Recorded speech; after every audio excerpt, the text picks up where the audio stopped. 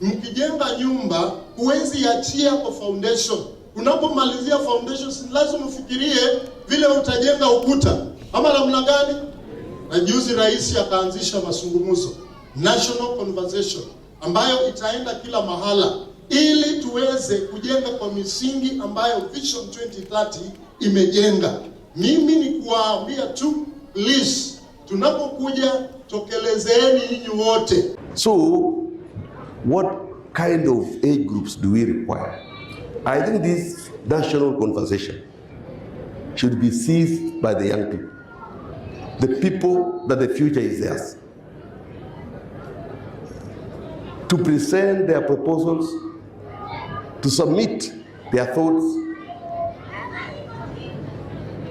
as a contribution of laying down the trajectory that they want to see their country taking. It is this youth, for many years have been called leaders of tomorrow. These youth to stand up now, bring in proposals, reduce them into actionable